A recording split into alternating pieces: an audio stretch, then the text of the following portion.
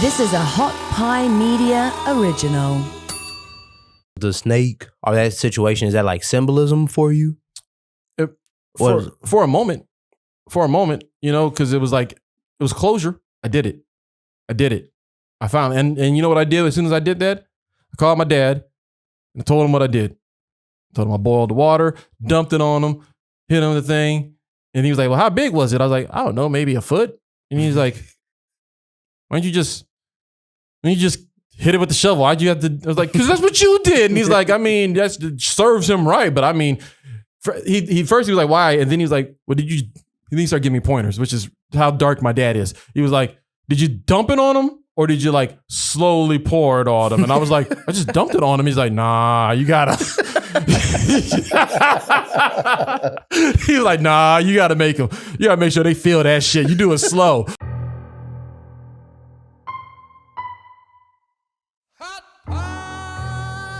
Media.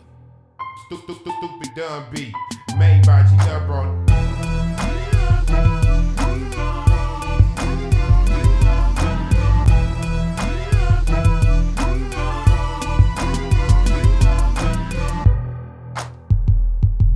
Welcome to the gray area. Here's your host, Aaron Cheatham. Hey guys, welcome to another episode of the Gray Area Podcast. I am your host, Mr. Aaron Cheatham. As you can see, Selena is back in the building again. She's been missing for a couple weeks, mostly because she's not like, we used to have the Selena cups lined up on top of the refrigerator at the house, and now they're not there anymore. They're in a closet, so it's not as accessible. You don't want to hear that. Selena's back though. Very happy days. We got an awesome episode for you guys. We're talking mental health with the founder of the D Wood Foundation here in Austin, Fabian Wood. He's going to be on the show. But first off, this episode is brought to you by BetterHelp. Is there something interfering with your happiness or preventing you from achieving your goals? Well, BetterHelp will assess your needs and match you with your own licensed professional therapist. You can start communicating with your therapist in under 48 hours. Now, it's not a crisis line. It's not self-help. This is professional therapy done securely online. Now, there's a broad range of expertise available, which may not be locally available in your area. The service is available to clients worldwide. No matter where you are in the world, you can access this, okay? You can log into your account anytime and send a message to your therapist, and you'll get timely and thoughtful responses. Plus, you can schedule weekly video or phone sessions, so you won't have to have that uncomfortable situation of sitting in a waiting room like you do with traditional therapy. BetterHelp is committed to facilitating great therapeutic matches, so they make it easy and free for you to change therapists if needed. It's more affordable than traditional offline therapy, and financial aid is available.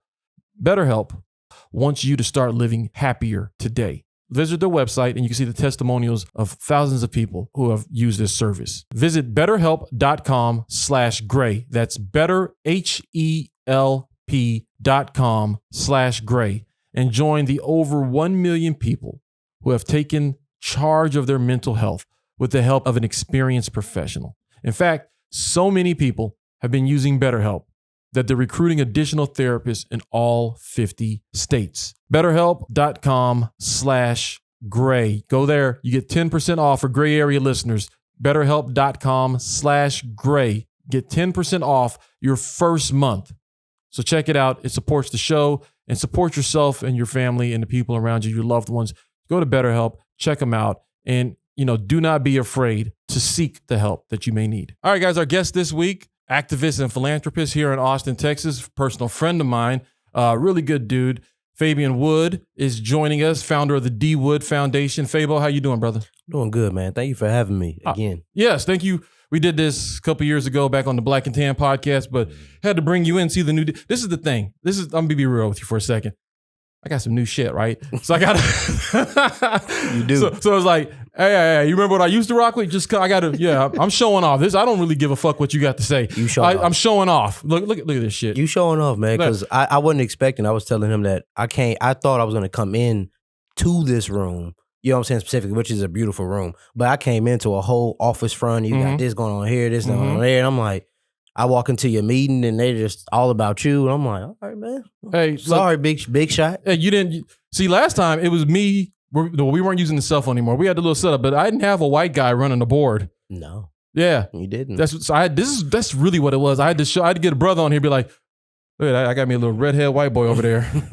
I got me a fucking Colton switching cameras. He's cool too. I done came up. Don't give Colton any compliments. All right, that's one thing we don't do around here. No. See, Colton ain't been on my show in like 4 months, and he thought that he would be able to sneak in here and produce the show today and not catch any strays.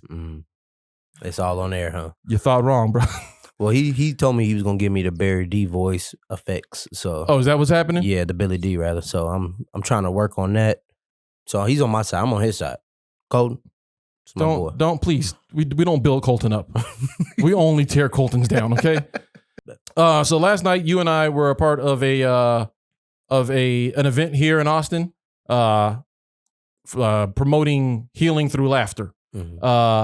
It was a decent event. I enjoyed myself, but it's definitely cool to be there in a setting where people are discussing using laughter as a tool or a mechanism towards healing. All in all, I thought the event was cool. What do you got? Anything you'd like to add to the story of last night? We could tell them about last night. Yeah, It's cool. it was cool. I mean, I thought it was all right. Yeah. I thought it was all right. I mean, everything has its pros and cons, Mhm. right? One, to see you even when I get there, you know what I'm saying, and we had a good conversation. Yes. We basically had this podcast. We already This is had the podcast last Right. night. This is like part 2 of the podcast Right. last night. But I thought it was good. You know, the concept was unique, Mhm. right? Laughter, talking about, you know, how that helps us mentally and spiritually and all that stuff was great.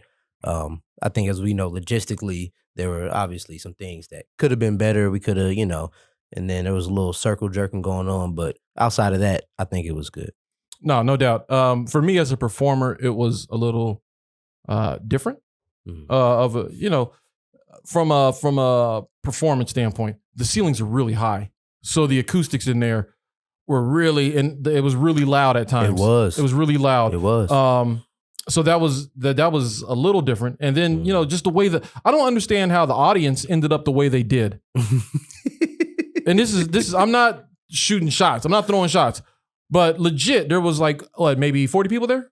Yeah, it was about 40. I think I counted about 40 to 45 if you counted the other people. Right. Yeah. And the first 3 or 4 rows were like all women Mhm. and one dude. You know how we do though. And then all the guys were in the back, In the back. which made it harder for as a comic to, you know, I did my job, right? But here's like, you know, Killed your just job. taking you inside the mind, right? When I see all the women here, and then there's like jokes that I know I have that is not gonna be for them. They're for the people that are in the back of the room. It's like, Yeah. oh, I got to say this past all these women for those guys, but now we all know, so they're like, you can't get me on that one, bro. It's No, like, for sure. You are a true craftsman of, you know, perfectionist of your craft. Like coming from our first time working together, where that was my first gala, our first gala in 2018, and same venue, same space. You know, you guys did the comedy show. I think you headlined at that show, right? Mhm. You headlined at the show, and it was great. Beautiful theater. We had about 130 plus people in there, maybe 170 is what it fit. And then you had the heckler. yep. Remember the I heckler? do remember that. I have an audio recording of that. And You every have now- audio recording? Every I have the now and video. then- oh, do you? I have the video. I gotta I just see haven't put this. into the world yet. I still have the video. I got the whole video the whole night, so I gotta get it to you. Yes, please. So to kind of synthesize what happened, he goes on stage, he starts telling his jokes. At some point, somebody starts heckling him, and it went on for about a good 3 to 5 minutes. So it wasn't just like this heckler was like a runoff. No, it's not like he just said his piece and that was it. Like we had a nice back and forth. You had a nice back and forth. That as I continued to go through my set, it's like, no, we're not done. We gotta do this. And I had to roast this cat on stage. Roasted him so bad. I'm in the back in the green room and I'm listening to it. I'm not able to see it, but I can hear it through the audio. And I'm like, what's happening?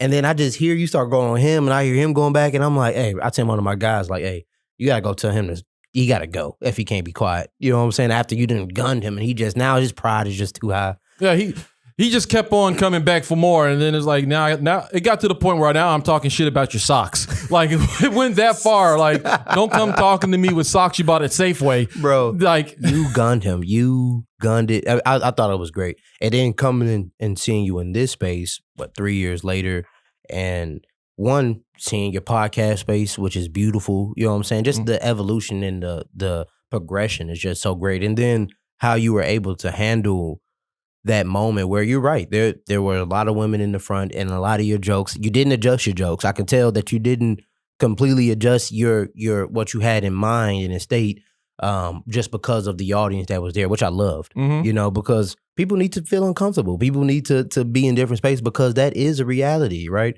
You know, for different people. So I thought it was great. And I could just see the natural nature of how you perform. You know what I'm saying? And just how you perfect your craft. Appreciate that. You know what I'm saying? I can see it. You know what I'm saying? Because, you know, you say something and then it's funny to the people in the back of the room, you know, but the people in the front of the room are just shaking their head. They, you know, kind of smirking because they agree, but they won't agree. Well, they were hiding behind their mask. Yeah, it was like, I can see your eyes. I know you're smiling. You don't. I know you're smiling. You had some people in there. Most people in there was dying laughing, but you had some people laughing that like they were like my benchmarkers. Like, okay, if he makes this person laugh, then he did it, and you had them crying laughing. One of those benchmarkers was sitting next to you, and I didn't. Like Chaz, he had said on the panel, you know, that there were things that he was covering his mouth so they couldn't see what he's laughing at.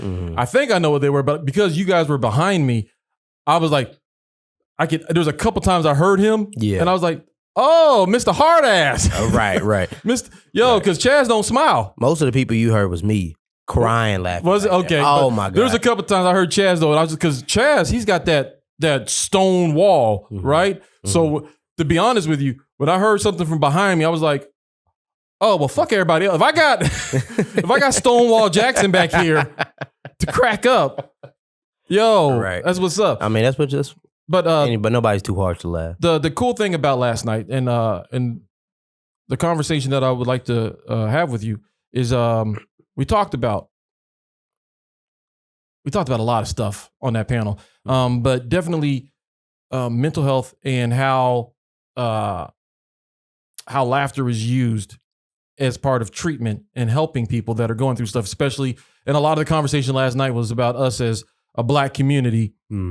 The lack of mental health and what we've done to you know, if we don't have the resources available to go seek the help or therapy we might need, that we've reverted to other things such as barbershops, comedy, different things to help us cope and whatnot.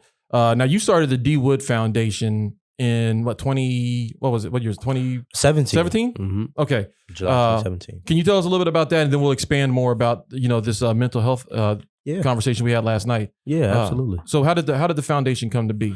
Absolutely, man. I mean, honestly, you know, I'm gonna give my spiel, but I'm gonna give this version of my spiel, the more in depth version. Okay. It really just fell into my lap, man. You know, honestly. You know, my mother passed from suicide in 2010, you know, at the age of 38. I was 19, right before I moved out here. So mental health, just like most people around my age and just in general at that time, it just wasn't a thing that we discussed. You know, I knew that she was experiencing something psychologically, mentally, but I didn't know what it was, you know, and I was just too young to understand. So when I moved here to Austin, one, I knew I had to plant my flag, right? I had a younger brother, and I knew he needed at some point a space to stay, all these different things. So for me, I wanted to plant my flag. I started in Houston-Tillotson at HT where I went, and then just bridge, you know, just see where life took me, you know, and you know, if you've ever been to Austin, you know, obviously we live here, but if you've never been to Austin, Austin is a very progressive city. There's 4,800 nonprofits in the city alone. In a small city, well, big small city as it is.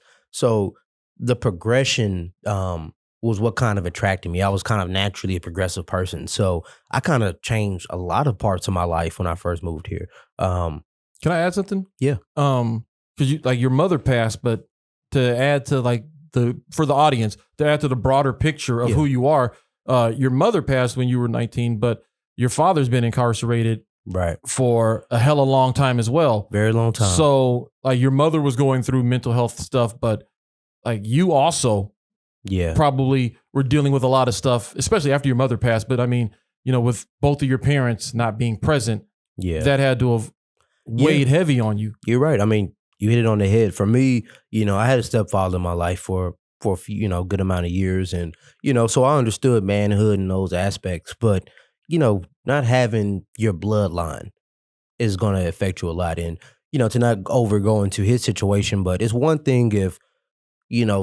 your father, we're all human. I'm a father now. We're fathers. So we understand the human nature of our parents, right? But it's one thing for that human nature to be the fact, but it's another thing when they're wrongfully convicted of a situation, which he actually was and still is. He's been in jail since 97, serving a life sentence with no parole for a situation that had really basically no evidence besides hearsay from two people who already had other stuff. So it's just all kind of situation going on with that. And we, apparently he called one time and I guess, my mother basically kind of told him don't call no more, something to that effect, without me when I was young. So we didn't have a relationship until I got to be about, actually I hadn't seen him since from the last time I seen him when I was 6 till when I was 19, the week after my mother passed. And I don't think I mentioned this, but my mother passed by suicide, in July 29th of 2010.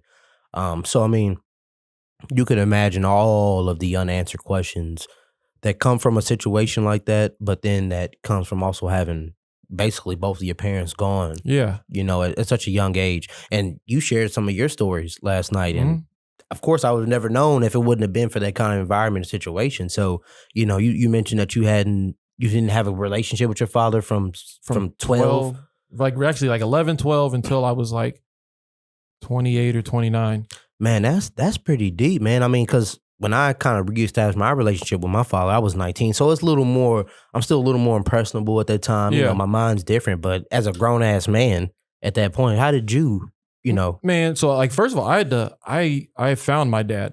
I used my job. The job I had at the time, I had a job where a big part of it, my role at work, was finding people. And I used those resources and I found my dad. Wow. And it wasn't like, oh, there he is, I'll call him. Like it took a while for me to build up to calling him. And my dad still to this day, like don't answer his phone at the house. Like you can call on the house phone. It's going to ring for a while. He might answer. So I ended up like finding his work phone number and I called him at work and left him a voicemail at work. And then I didn't hear back. So then like a week or so later, I called him at work again because he had his own like phone line and went directly to his desk. And he answered and it was an awkward situation. And then we spent years like trying to, like my dad, here's the thing. My dad was my dude when I was growing up. Like I can't imagine at 12. Yeah, he was my dude. He was, and like the full story, like my parents were on again, off again. Like they were married, but they were separated. And then with the military, like my dad, they were both in the Air Force. My dad got out because he was like, yo, fuck this bullshit. He did 12 years, he got out, but my mom stayed in. So when I was 3, on my 3rd birthday, we left DC. I was born in Washington, DC. We left there and we moved to the Philippines. And it was just me and my mom. And my dad stayed behind. And that was in 84, 83, 84. And like 84. My dad didn't move out there until late 86. So I was without my dad for a couple years in the Philippines. And then when we moved from the Philippines to Mississippi, my parents were separated, so he didn't come with us. So we moved to Mississippi in 90. Yeah, 90, either 89 or 90. But my dad didn't get there until like 91, 92. So although I was 12 when they split, like there's 5 or 6 years that he wasn't there already as a kid. And then when they split up for good, and when I was 12, like he kept in touch for a little bit. And then like your mother, my mom kind of was like, yo, don't call, basically. And she was like trying to egg him into acting an ass. There was a lot of going to court back and forth, child support, all this stuff. There's a lot of stuff there, but it was weird growing up without my pops and not being able to talk to him. And then we spoke when I was 19. When I was 19, I went and visited him for a week because I was getting a car. He got me a car because I graduated. And he's like, least I can do is I can get you some wheels. So come out to South Carolina. So I went out there and it was the most awkward week ever. Like we didn't see eye to eye on shit because we had no relationship. He didn't know who I was and I didn't know who he was. And I'm talking to him like, yo, what's up, dog? And he's like, don't call me your dog. And I'm like, well, what the fuck you want me to call you then? Some respect. Right. So it was like a lot of that. And then I got that car, that truck, drove back, and then I didn't see him again. So like literally from the age of 12 to the age of 29, we had that 1 week together. And it's not like he took off of work. He was still working and stuff. So, you know, like, so when we did reconnect, I had, mentally, I was still where I was at 12. I was still looking at him like that's like this superhero, larger than life man, you know, that can do anything. And I told the story last night about him killing the snake. Right. You know, and that's real. That happened. But there was a lot of stories like that with my dad, that he would do these things that I would sit there and watch and be like, yo, like. And he started with the boiling hot water on the snake. Was that right? Mm-hmm. Okay. So okay. Because I missed the very moment where you were saying that it was a snake. Yeah. And that's why he was asking you to boil the water. Yes. There was a snake. He so asked me he to had me boil water. Here's the fucked up thing. Side note. I've told that story like a bunch. And so this summer, my kids were in the backyard. My son is like playing on his little basketball hoop. My wife asked me to move it. I pick up the hoop and move it. And under the hoop, there was a fucking snake. And I've told that story so much that Same snake? No. Ain't no moccasins out here like that. When I moved the thing, I told the story so much that I didn't even bat an eye. I saw the snake and I looked at my wife and said, get the kids in the house, go get a pot of water, boil it. I'm not even lying to you. I'm not even lying to you. She's like, what? I was like, get up, kids, go in the house, go get the pot, fill it full of water, boil it. She's like, what are you talking about? I'm like, it's a fuck snake. Like, and she's like, oh, why are you? I was like, don't, because in my mind, this is how I have to do it. Right. This is how I have to do it. That's how you were trained. This is how I have to, because I saw my dad do this, so I have to do this. Because I'm still, and this is like this year, so I've already been cool with him for over a decade now. We've already gone through the hard part of reconnecting and all that stuff. Yeah. But still, at 40, that's in my brain. Right. This is my chance to live up to that moment. Here it is. And I told the story last night. All these other animals around my house, and I'm like, I should have did this. And he's like, no, you don't do that. And then here it is. There's a snake. And I was like, I didn't even bat an eye, Fabe. I was like, yo, go get me a pot of boiling water. And to be honest with you, the process was far longer than I mean, to go boil the pot, it was not like 2 seconds. No. Be immediate. No. It was like, she put it on. I was like, here, sit here and watch the snake. I was gonna say, did you just sit there and watch the snake? I told her, I was like, sit here and watch the snake while I go get this water. And I'm like in there. Then she invites the kids out and they're looking at the snake and they're naming the snake. I'm like, what are you doing? Don't talk to the fucking snake. He's dead. Like, he's a dead man. Don't talk to him. The person out there crying as you're bringing the water out in slow motion. Daddy, what are you gonna do? Get in the house. Get in the house. But you got a son, so now you got to show him this water on the snake tricks. Look through the window. But watch this, what I'm finna do. And I dumped the water on him. Then I picked up the shovel and I got busy, just like my dad did. And my wife was like, I think he's dead. You don't have to keep doing. You probably didn't even need the shovel. You boiled them at the bottom. Why are you even? There's no more snake left. Why are you still hitting the ground? Well, we might as well plant these seeds since you've dug this big ass hole now. There's no need for this. It's like. Because you didn't just zoned out. Oh, I was in it. I was in it. Damn snake. It's like seeing Tupac. So thugged out right now. Is that like, was the snake or that situation, is that like symbolism for you? For a moment, you know, because it was closure. I did it. I found, and you know what I did as soon as I did that? I called my dad and I told him what I did. I told him I boiled the water, dumped it on him, hit him with the thing. And he was like, well, how big was it? I was like, I don't know, maybe a foot. And he's like, why don't you just hit it with the shovel? Why'd you have to? I was like, because that's what you did. And he's like, I mean, that serves him right. But I mean, he was like, why? And then he was like, well, then he started giving me pointers, which is how dark my dad is. He was like, did you dump it on him? Or did you like slowly pour it on him? And I was like, I just dumped it on him. He's like, nah, you gotta He's like, nah, you got to make them.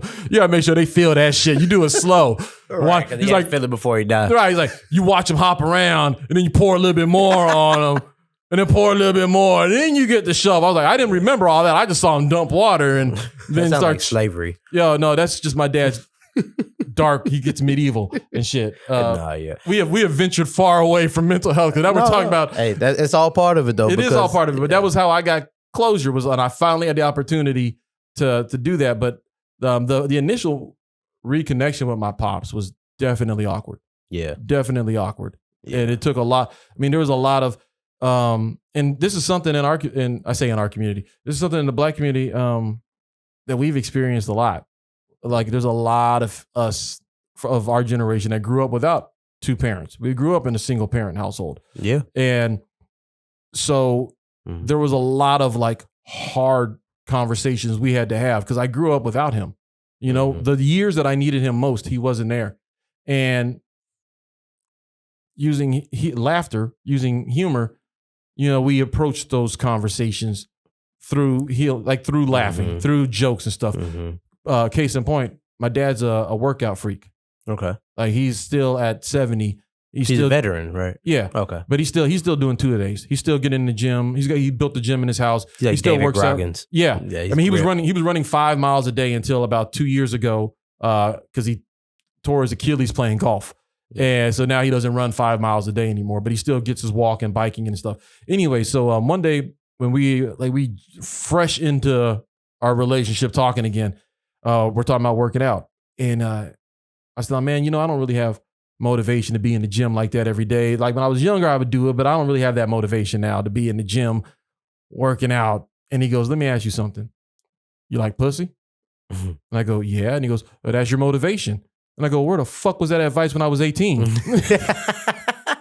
Could you have made a lifestyle? Yeah. At that point. I'm like, well, thanks for telling me at 29, Dad. You should have told me this shit 13 years ago. It would have changed my whole goddamn life. I appreciate it now. And he laughed about it, but that was a real thing. You know, it was like, well, where the fuck was that when I needed that? Yeah. You know? I feel like that's like almost everything, you know, where was that when you needed it, especially in our community, you know, because there's a lot of things that we gain as adults that our counterparts, you know, I'm not going to say that there's better parenting, right? Everybody's unique in their own style of it, but there are some things that you are traditionally taught to provide to your kids. You know what I'm saying? It just goes through your bloodline. It's in your DNA.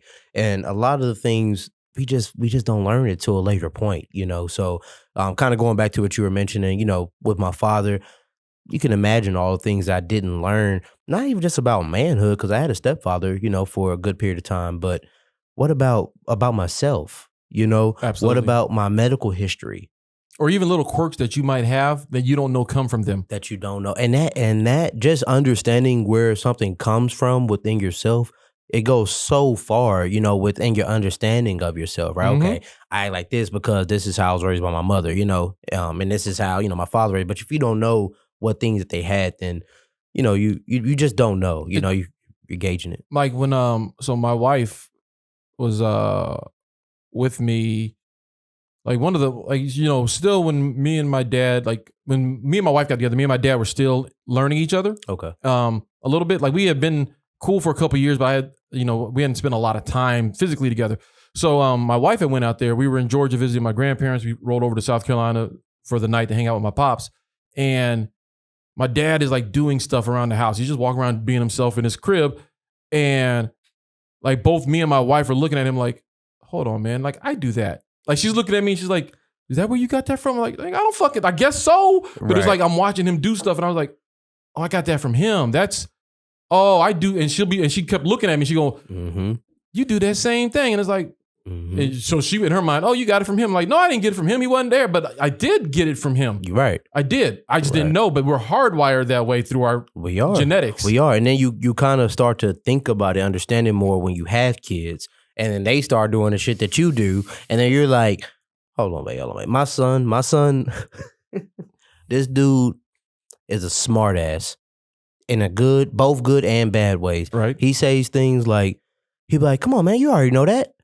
Like, that's what he tells me. He talks to me like I'm one of his partners. He calls me bro at times. You know, he's a respectful kid when he wants to be. But, you know, just like a lot of the things, the way he handles even his mother, you know, I'm like, man, you get that from me, not, you know, how you handle your mother. But you get that from me, you know, in a sense. So, you know, it just makes me more mindful about how I'm engaging with him and everything. And I think just being in this whole space and from what happened from my mother when I was 19 and then moving here and, you know, in 2014, leaving college, right? So not even finishing college, right? Leaving college because I had to work. I had to go to school. I had to hustle. You know, I'm sorry, not go to school. I had to hustle, you know, and I've had, and when I was in the W-2 world, tremendous jobs. The last one I left was with Apple, you know, making way more at that time than most people I knew who had a degree and et cetera. You know, I was one of the first African Americans to work in the accessibility department, all these different things that I was able to accomplish. But it just didn't make my heart content, you know, and God's gonna make sure that you understand, you know, and it's up to you if you want to go about it. And that's where the willpower comes into. So, you know, a lot of times when you're going against what God says for you, but we can use that internal voice, right? That internal voice that we all have, whoever you say it is. When you're going against that, when you're going against knowing the things that you should be doing, then a lot of times you're going to feel bad. Yeah. You are going to feel bad. And that simply can spike depression, can spike your anxiety, right? Because you know what you should be doing, but you're not doing it. Right. For whatever the reason is. And that's, you know, that was a lot of what I had to experience. So I didn't know that I was going to be sitting here with you today or where I'm at today, but I knew that I wasn't doing what my heart and what God had for me. And what God had for you was the D Wood Foundation. Was the D Wood Foundation, and exactly. Tell the people a little bit about like what you guys do at the D Wood Foundation. 100%. So 2017, we started the D Wood Foundation, and our mission, our 501 mission, is to enhance awareness for suicide prevention and to advocate for mental health reform in minority communities. When I actually was able to debrief my mother's situation and actually look at what she experienced and how the things that I was a part of, how that experience was a part of her experience, I realized that isolation was one of the first things that kind of catered towards, you know, her ending. And, you know, a lot of times people remove themselves from situations or friends and loved ones and things like that. But and a lot of times we don't realize that, right? Maybe they're just hustling. Maybe they're just working hard. Maybe they're just not trying to talk right now to anybody. But that isolation from your loved ones, from your friends, from the spaces that you're normally into is one of the first steps that can lead to suicide, right? And I didn't notice that. So what I wanted to do, and kind of emulating my personal childhood, because my mother was in recovery. I never seen her drink or do any drugs. I grew up in a no drugs, no drinking household. But I did understand that she was a recovering addict, right? I did understand that when I was 5, 6, 7 years old and we're going to these meetings and you have all these people and you just, you know, it's the 90s. So you cigarette smoking in that, you know, you can actually smoke cigarettes inside during that point. So the good old days when men were men. Excuse me. But yeah, you know, that environment, but they would have that, you know, the NA meeting, the CA meeting. And on a Friday, What's a CA? CA is Cocaine Anonymous. Oh, I didn't know they had one of those. So there's Narcotic Anonymous, Cocaine Anonymous, Alcohol Anonymous. Oh, really? The 3 A's. I did not know that. Yeah. I knew about the narcotics and alcohol. I didn't know they had a Cocaine Anonymous. There's a CA. Yeah, there's a CA. No shit. So I grew up going to it, right? This was, you know, since about 6, 7 years old. So on a Friday night, they'll have the meeting, same concept. You share your story, you do all these things, but then they would have the dance. The dance? The dance was cracking. I mean, it's the 90s. So, I mean, they're playing all the 90s hits. Wait. They would have a meeting and then move the chairs out the way and have a dance? And have a dance, man. And it's not like everybody's going and fucking putting on fucking corsages and shit. No. You know, everybody's still here, and now there's a DJ. Now all the chairs are gone. It's a party. So was there ever like dominoes. I was about to say, was there like a dude going, "Hey, y'all wrap this shit up. I'm trying to get my 2-step on. y'all need to end them sad ass stories." Right. That's basically what it was for people Was it? in the mind. I mean, but nobody ever said that. But people, because it was a fellowship group. You know what I'm saying? Was it like at a church or something? No, it was at a regular place. It was just at a space. Okay. But these people, the same people would come. It was minority driven. Mhm. The same people would come. It would, any given day, might be 40, 60 people in there. Really? You know, and growing up, one of the key things, one of like the first like milestones of my life that I remember at 10 was being able to lead the prayer at the end of the meeting. So, you know, at the end of the meeting, everybody comes up and everybody shares hands and they do the Serenity Prayer, right? Yeah. And then they say, what was it? Keep working hard, it works. Keep working, it works. If you work it and you die, if you don't, so work it now. You know what I'm saying? And that was, to be able to say the Serenity Prayer, and then that was like a huge thing, you know, probably would help me get into public speaking. Well, I was going to say like this, like, so you grew up in this environment of like helping people and being around People helping people. People helping people, People like helping being people. around the community of people coming together to help people Right. through their shit. Like, And so real niggas. it's no wonder that you got into the field that you're in with the D Wood Foundation trying to help people Yeah. because you grew up around that. Yeah, I guess from a bird's eye view, you're 100% right. Obviously, living it, I just wasn't aware of what was going on. So Yeah. that fellowship moments and people I call uncle to this day are people who my mother met during that time. So that was just a huge piece for me. Into going into what we do now with our YNA fellowship, the You're Not Alone fellowship, where their mission is to create a culture of support, right? The same culture of support that my mother was involved in when she moved down to Houston, when she knew nobody. And, you know, the people who were in that fellowship group, her sponsors, people who were with her to her last days, you know, created that culture of support. And it goes back to what we were talking about yesterday and earlier, where, you know, we weren't always able to go to psychologists and therapists and things. We just didn't have the resources. You know, Shorty was talking yesterday like, well, you can go to school. You can go, you know, there's resources to these schools. Well, yeah, but do you know that at most of the schools where our people are at, these HBCUs, they got one, maybe two counselors? And to be honest, when she was saying that, I was like, well, how the hell am I supposed to know that?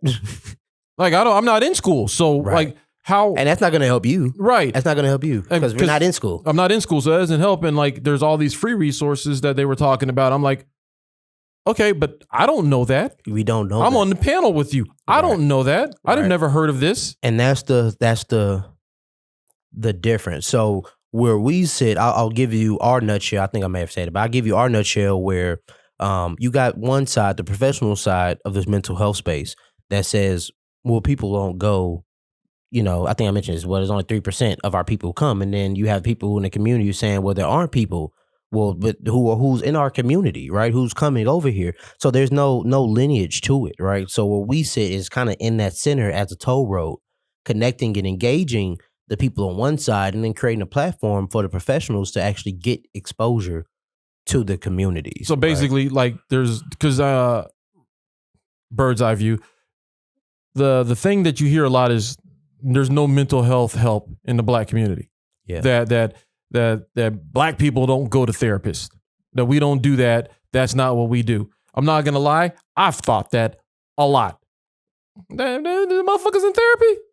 Oh, we don't do that. We don't do that. But You're right though. But part of that is because it's not like there's a mental health facility or a therapist anywhere near us, right? All that, to being right hand to God, all that to me is white folk shit. Mm-hmm. Therapy, credit, warranties, that's all white folk shit.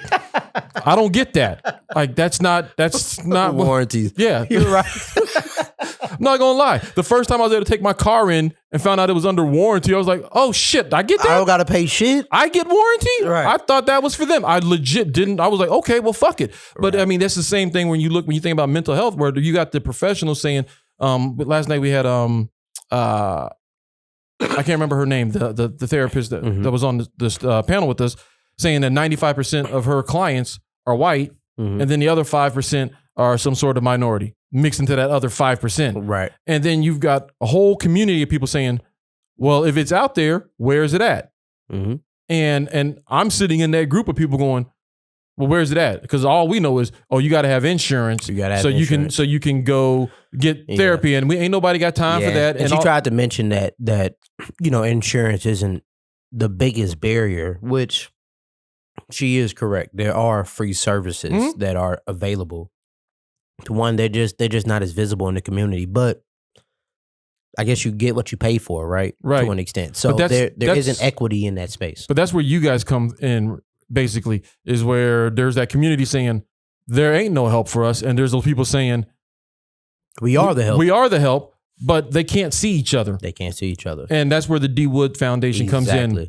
Exactly. That's exactly where we lie, where our value lies. Because no matter if you put it directly in people's face, there is a level of connection, relatability that is required to be able to connect with people in this space, to be able to get somebody who isn't thinking in that direction to start thinking, you know what, maybe this isn't white people shit. Maybe this is everybody's shit. Maybe this is just something that I just didn't know or the tools I wasn't given growing up. Yeah. Some people do need therapy. Some people absolutely need therapy. Some people absolutely need counseling. Some people need medication, right? Because there are chemical imbalances within this mental health space that affects us all. But some people just need to have a damn conversation with somebody. Some people just need to feel and be heard with somebody, right? Because these are the things that we would do when we didn't have those resources. We've always had to find unique ways to accomplish the same goals, right? So we can say that that's white people shit, in this context, right? Because that's not what we did. That Right. doesn't mean that we weren't doing something, but that's not what we did. And in this professional space, there's black therapists, right? There's people of color into that space, but they're not the minority. I'm sorry, the majority of that space. You know what I'm saying? So there's a lot of equity and growing that's happening in the mental health field for us all. Now, I told you I want to be very raw about a lot of things. In general, from my experience, there are a lot of organizations that in this mental health space that are getting multi-million dollars, hundreds of thousands of dollars to do mental health awareness to try to get into our communities. But as you just said, as I said, as my mother experienced, as many of us experienced, where is the visibility? Where is that money actually trickling down into? Is it just research? Are you just researching that there's a stigma? Right? And this is what I want to talk about. There's a stigma that keeps being discussed. And to me, it's kind of like an umbrella excuse to be able to just do the bare minimum, right? We can talk about the stigma, but where my organization lies, there's 3 stages of mental wellness to me: engagement, education, and awareness, treatment, healing, and then advocacy and empowerment. We operate in the education and awareness space, right? So yeah, they're talking about the stigma, trying to break the stigma that exists to an extent. And what's the stigma? So the stigma in general sense is that African Americans do not care, do not want services. We don't go to mental health services. We don't go to health services in general, let alone mental health. For whatever the reasons are that society tries to deem is why we don't. That is what the general context of the stigma is, right? That we believe things aren't for us. We believe that we try to shun each other when we are doing things and people are doing things, and we have negative dialogue within ourselves around mental health and with other people around mental health. Right. I can see that. That's I've heard that. Of course, we can see some of the truths and some of how somebody else can interpret that in our community, right? And then the numbers don't lie. I do believe in numbers. Numbers don't lie. We aren't going to the services as much. We are at higher risk for suicide. All of these different elements are there. But when you really look at the numbers, when you really understand and educate yourself on what is actually catering to the stigma, as I just mentioned, you have these groups getting all this money. You just mentioned, have we seen a lot of these groups in our areas, on our side of town, the other side of 35? We just don't see that as much, right? So that's kind of where the gray area is within it all is So do you really want to be in this space, or do you just want to get the money and say that you're working in this space, right? Right. And what grassroots organizations that are on this side that can get a multi-million-dollar contract because they haven't been around as long. They haven't had the same financial experience that you may have had. How are you working with those organizations to actually build and bridge mental wellness for all, right? How are you trying to create equity for it all, right? Equity meaning that if somebody can pay for it, then that's perfect. If they can afford it, that's perfect. But if somebody can't, then they should be able to get the exact same service for whatever they're able to afford. That's equity. Yeah. Right. Mental health isn't just the only inequitable space right now, but it's one of the ones in the bottom level, where we're trying to build up to start building equity in the space. I think that's a good place to start. 100%. It is the place to start but you go back to and you look at society and you look at all of the things that have been socially divisive. If you really think about it, most of it is all mental warfare against each other. And then they try to implement some things that aren't physical, but in our minds we feel that they're physical, like Jim Crow, which did turn down into physical things to an extent. But generationally, right. I think that there's just been traumas and stuff that have been passed down. Maybe not even intentionally, that have been passed down from generation to generation in our community, just because of our parents' experience and their parents' experience, that they teach their kids these things, not to trust these people, not to do this, don't trust that, that's crazy shit, don't do this, don't do that. And it's not that they are trying to deter us away from that, but due to the hardships they went through trying to achieve these things, they already, don't even go down that road. 100%. Don't even go down that road. 100%. And, it is hardships, but then it's also the journey and the exact path. When you're talking about, you think about the 50s, 60s, 70s. If I'm telling you something, if I'm giving you the green book, right? This isn't just some optional shit that you should just think about, right? Yep. These are the actual sundown towns. These are the actual spaces that you don't need to go to. Right. So I'm not just giving you some optional shit to go by. I'm giving you the verbatim space way to live in this society at this time, right? And that's 100% relevant. But we look at 2021, right? A lot of these same things we're still dealing with, but a lot of things we're not dealing with from the 50s, right? So at some point, obviously, we have to change the dialogue, but at the same time, we have changed the dialogue in our community. We do talk about mental health. I as a person who is an advocate for mental health, who's a visible advocate, I can walk down the street and somebody who's seen me on Instagram or wherever the case, they'll be like, hey, I know you. They'll start telling me about their mental wellness.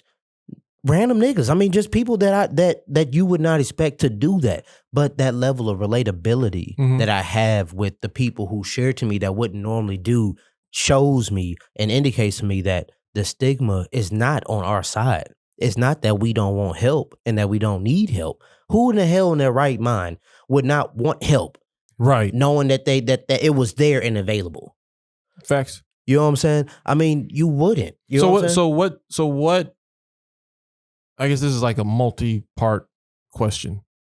At what point do you think that narrative started to change, not from the outside, but from within the community? When did you notice a time where you started, because I know you're working with a lot of youth with the YNA program, so you guys are building that foundation that these kids know at a young age that therapy is a thing. Yeah. Mental health is a thing, and you need to look after it. Now, for all the old heads that missed that, it was a longer road and a different road to get to where they were like, yo, maybe I need to check on my mentals, right? For the kids that you work with, they learn that and they're going into their adulthood knowing that. Right. So it's not like they're the oddball out. But for everybody else, it's still like it took a while before mental health really became a hot topic. 100%.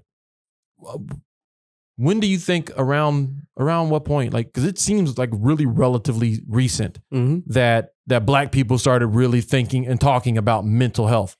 Definitely. Because you were soft if you said, "Oh man, I'm a little depressed," or "I'm feeling something. I just don't feel right." Whatever. Right. You was a punk. Right. You was a simp. You was weak. A simp. You were all of these things. You're right. You were sensitive. You were soft.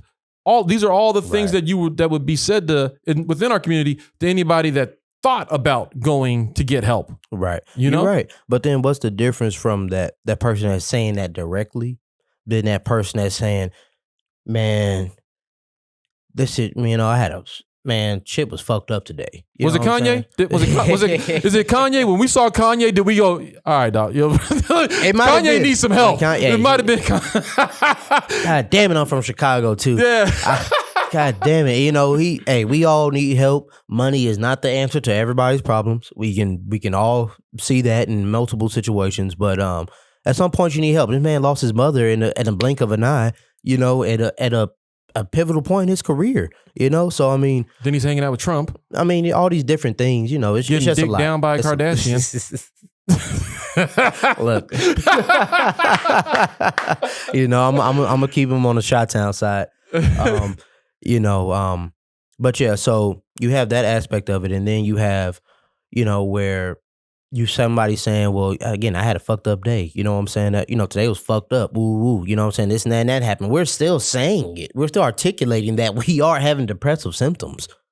But we're not saying it as direct. We don't even call each other by first names, rarely. You know what I'm saying? Nothing, we don't operate in a direct sense. A lot of what we do is indirect, and then also subconscious, right? The subconscious things that we feed ourselves, that is all mental health and wellness, that is separate from depression, but all goes into that space of depression, anxiety, and those things. You're talking about things like your family telling you ain't shit, you ain't ever gonna be shit. Well, that will affect your subconscious, but that's a little more direct, Nappy right? head, subconscious, like where's the top liquor sales in the world? Right. Where are the top tobacco sales in the world? Fast food sales. You see what I'm saying? Mm-hmm. What do we listen to? You know what I'm saying? Like those subconscious things, right? And if you are in a mental space and a mental security of yourself and knowing of yourself, what other people say about you, what other people say to you won't matter if you understand yourself and you're in that space. So to me, a lot of the subconscious things that tell us not to progress ourselves, right? To tell us not to do more, going back to the social depression that we were talking about yesterday, which is a term that I coined, which is the mental fatigue of society, right? We all talk about mental illness. Who the fuck wants to identify as somebody who has an illness? Right. Who wants to identify? No, you might. There's nothing to wait. White people. But then they get cured and then they get the shit. I mean, you know what I'm saying? We should identify. They do get cured. They get some pills, and the next thing you know, they're fucking happy and shopping and shit. Right. It's okay to emulate, and duplicate, but do it your own way. But who's coming from it from our side? So where do you this is a very broad question, so just work with me. Like, with this being said, where we're at now, it's 2021 and the times are changing. Not only are we talking about mental health, discussing mental health in our community and more openly as a society in this country in general, we're discussing it. The discussion is out there. We see it in our sports. We see it in our, Naomi dropping out of the Naomi Osaka dropping out of the whichever tennis tournament it was. And then Simone Biles, like we're seeing this, Serena, like we're seeing people with a platform step out. Michael Phelps stepping out and saying things about mental health. So it's becoming Kevin Love. Few people. It's becoming a broader topic and more Brandon acceptable to discuss. But do you see that conversation happening more in underserved communities? And where do we go from here? And what's the next step? Because you talk about societal depression or society depression. Like, there's that fatigue that from a whole community that's been oppressed. Right. And they've been fighting for years and years and for generations to overcome this. And we're still in 2021 right now as we record this, fighting the exact same battle that we were fighting in 1964. The exact same battle. Okay, we got voting rights now. Word. Everything else, though, we're still fighting for those same equalities across the board. And it's not just black people, but there's the underserved and people have been fighting for this same thing for 50 fucking years. Yeah. You're tired. Generationally, we're fatigued. You're fatigued. You come into this world already in depression and don't even know it, right? Yeah. Where do we go from here? Because now that this is part of the conversation, now that we're talking about mental health, now that we're talking about these things, what's the next step? What does it look like? Where do we go from here? And how does the D. Wood Foundation help facilitate moving to whatever the next step is? Because I don't know what the next step is. Right. And I mean, shit, I don't know what the next step fully is. What would you like it to be? So in my vision of what mental health and wellness is that if we understood and collectively showed things like empathy, right, for situations and other elements like that, we could combat the mental effects, right, of what's happening to us. Now, some things you just can't control, right?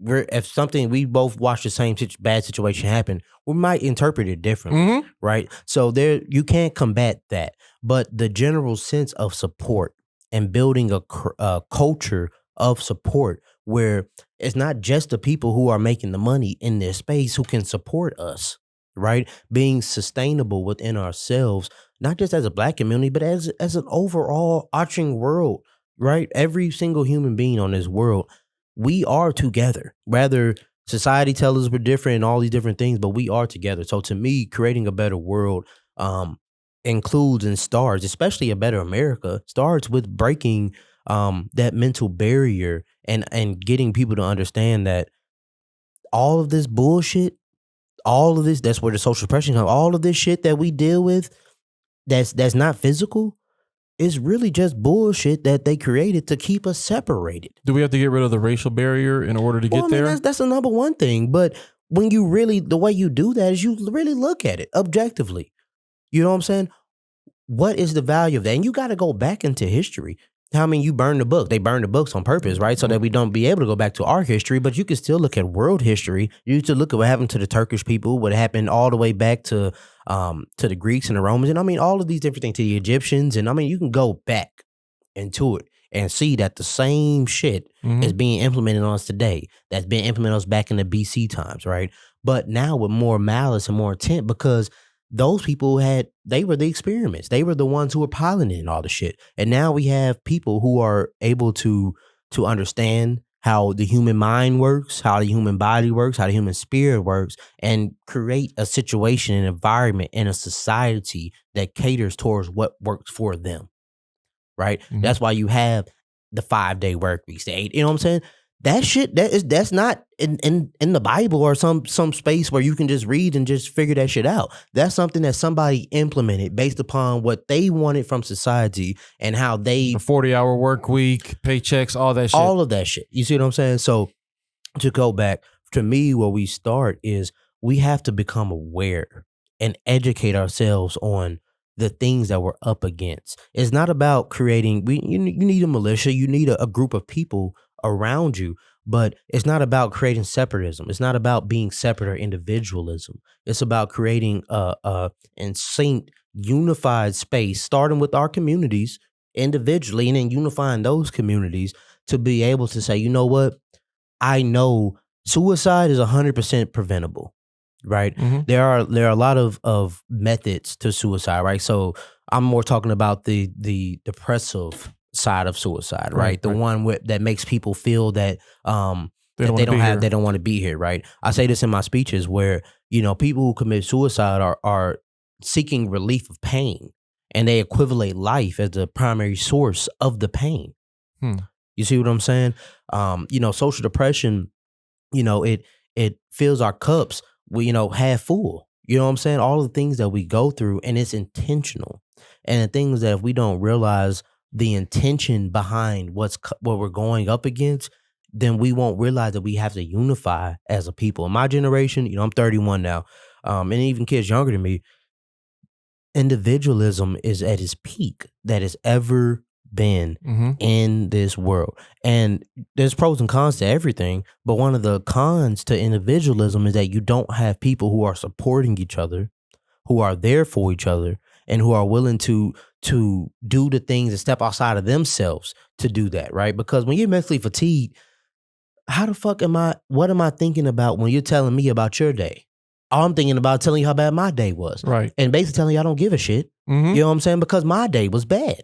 You know what I'm saying? I had the same bad day. So being able to understand how to empathetically communicate with each other, because my day might have been bad than yours, that doesn't mean that your day wasn't bad. Doesn't mean that it doesn't have as much importance. And I shouldn't be like, I don't give a fuck about your bad day because I had a bad day. Exactly. Fuck your day. My day was fucked up too. What you want? And that's a real thing. It's a real thing. Empathy is something we just weren't built upon when we were younger. Before we wrap up. Yeah. Before we wrap up, because we got to wrap it up soon.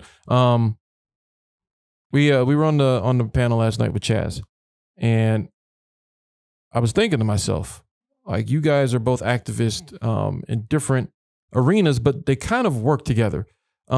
He's more of a civil activist dealing with helping with police stuff and dealing with the Black community at large, whereas you're on the mental health side. How do those two work together? And do you need to have both in order for us to progress past this point that we're in now? Yeah. Is it possible for us to obtain, more, I don't want to say sanity, but obtain a level of mental health that is satisfactory while still dealing with the civil stuff? Or do we have to resolve the civil? Like, do they work? Can they work apart, or how do they work together? And what's the benefits? 100%. So they definitely work together. I mean, you look at the mindset of somebody who is going through the judicial system, right? If they never had any literacy in the space, how do you think that's going to weigh on somebody mentally, right? What kind of warfare do you think they're going to do? How mentally fatigued was this person coming into this situation, rightfully or wrongfully charged for a situation, right? That stuff is something that we don't talk about. And I mean, if you look at, I don't know the exact numbers, but there are a lot of people, kids especially, who give false confessions, who give false statements, who do these things simply because they just want it to be over in that moment, because they're too mentally fatigued and illiterate in that space to be able to handle it. You see what I'm saying? Mm-hmm. So the way those two bridges gap is that, I mean, I don't even need to tell you. You can imagine the mental fatigue that police brutality brings to our community, to us individually, right? Mm-hmm. All of these social injustices, like my father being wrongfully convicted for 25 years. And the people, it doesn't just affect him, it affects the people around him. It affects the people around him. And from the outside looking in, it's like, oh, that sucks for that guy. But nobody really takes the time to think about how it sucks for his children and his parents and his brothers and his friends and his sisters and everybody in the community that are now still going through it. They're still living through it because they're still trying to get them out. Exactly.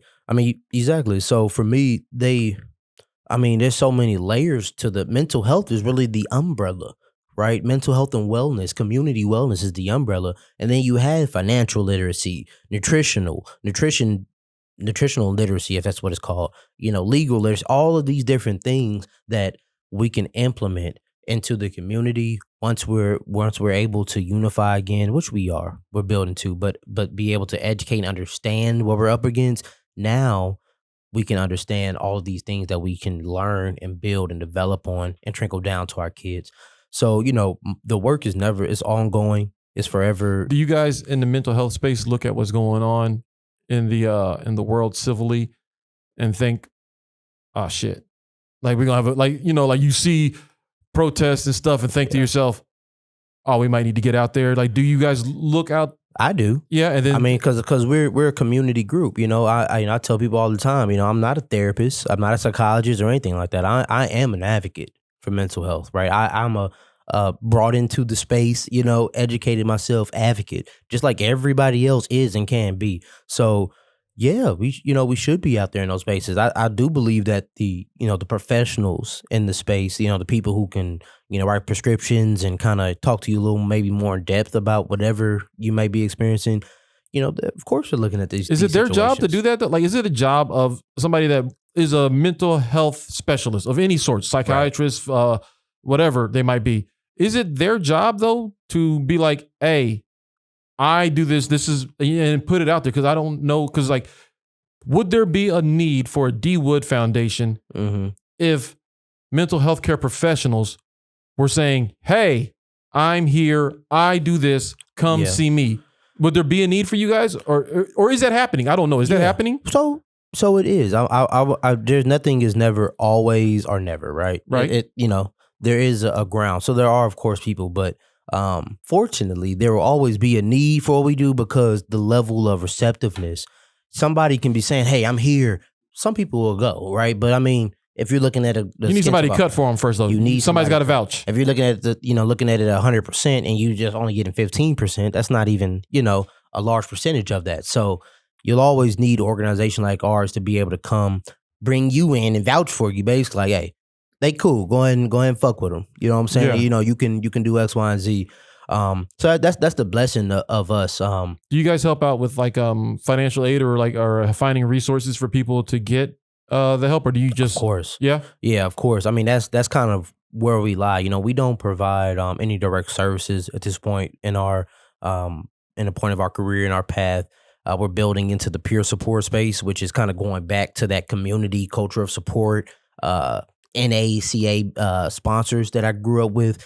Actually, it's a space where they can actually get paid statewide, government-wide, for that lived experience that they have and that they're willing to share and help other people with.